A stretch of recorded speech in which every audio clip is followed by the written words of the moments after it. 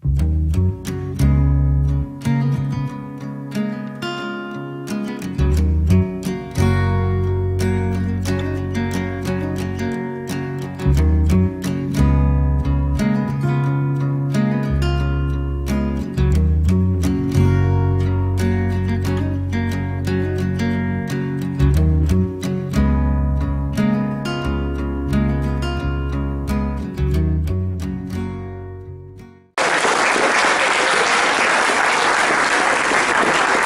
we have all the awardees, recipients come up on stage now and get some photographs? Toby, David, Gary, Kelly. Two good, stand up here, we have a good backdrop for us.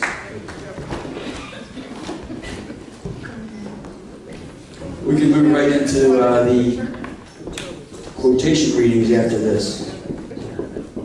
And then we'll talk to the people while that's going on. I'll talk to the people that want to do some more music and get that set up.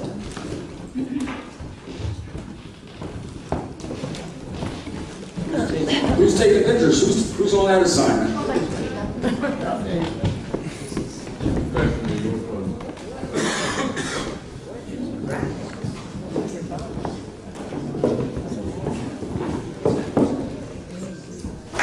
Yeah. Give it up.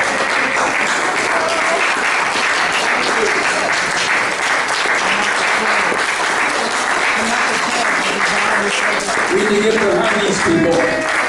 They're leaders.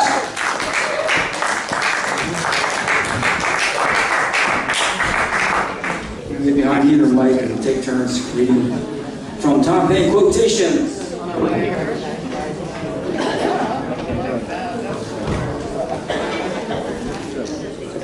A body of men holding themselves accountable to nobody ought not to be trusted by anybody. Tom Paine, The Rights of Man.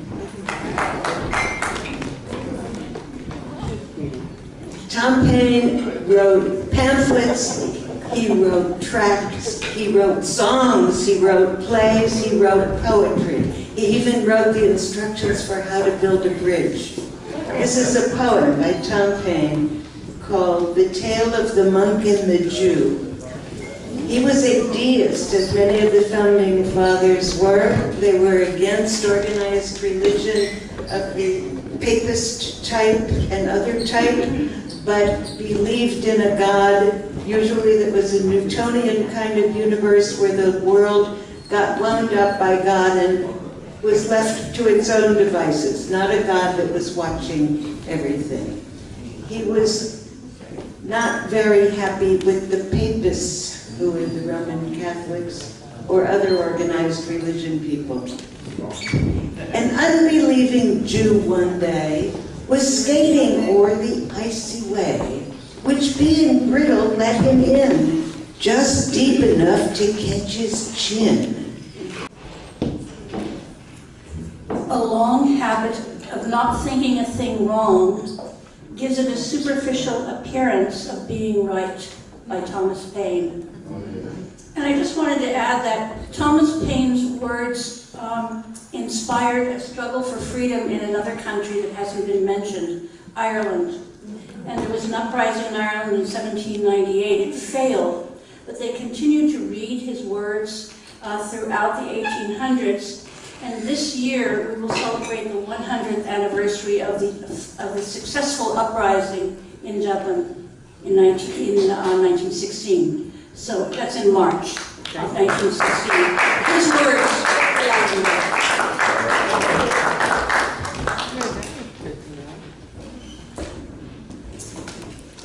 That there are men in all countries who get their living by war and by keeping up the quarrels of nations is as shocking as it is true.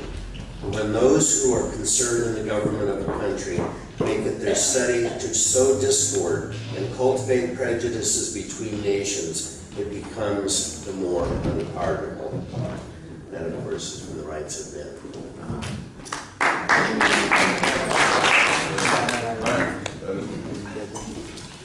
I care not how affluent some may become, provided that none are made miserable in consequence of it. Tom Paine, Agrarian Justice. the first American work to propose a national old age pension.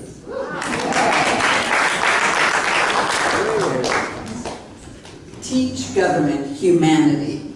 It is their sanguinary punishment which corrupt mankind. In England, the punishment in certain cases is by hanging, drawing, and quartering. In France, the punishments were not less barbarous. The effect of these cruel spectacles exhibited to the populace is to destroy tenderness or excite revenge, and by the base and false idea of governing men by terror instead of reason, they become precedents. It is over the lowest class of mankind that government by terror is intended to operate, and it is on them that it operates to the worst effect. They inflict in their turn the examples of terror they have been instructed to practice, the rights of men.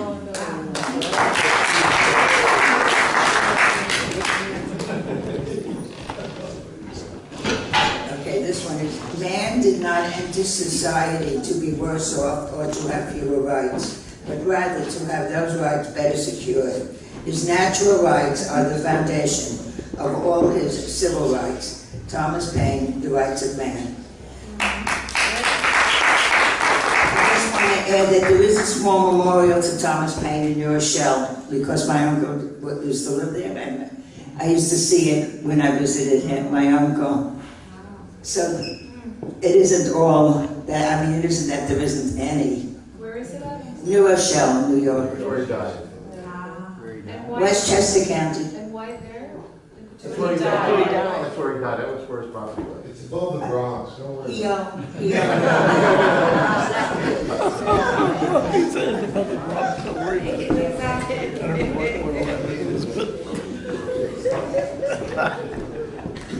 Thomas Paine on the slave trade.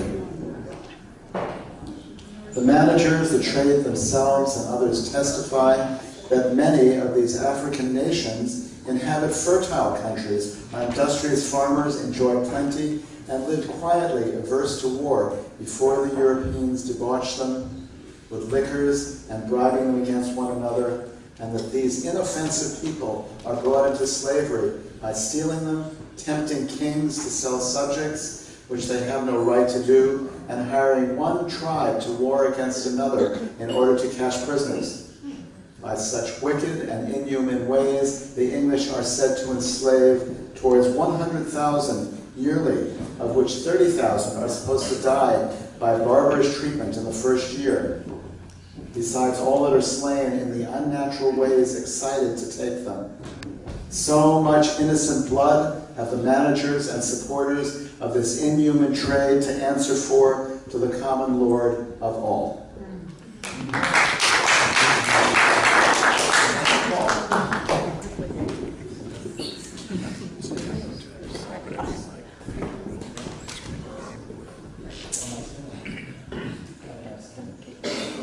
Our traders in men, an unnatural commodity, must know the wickedness of the slave trade. If they attend to reasoning or the dictates of their own hearts, and such as shun and stifle all these willfully sacrifice conscience and the character of integrity to that golden idol.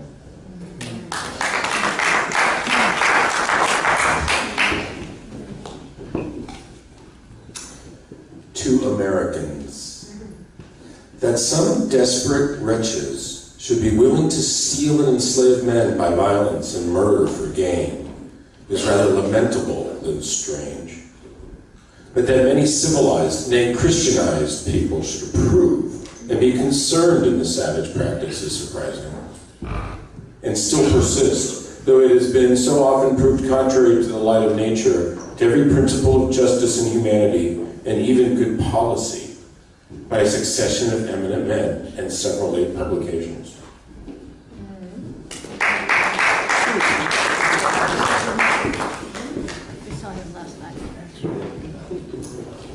I was reading Chris Hedges' most recent book yesterday entitled Wages of Rebellion, And lo and behold, I discovered that he had a section about Tom Paine in it. So I said, wow, I should come tonight and share it with you.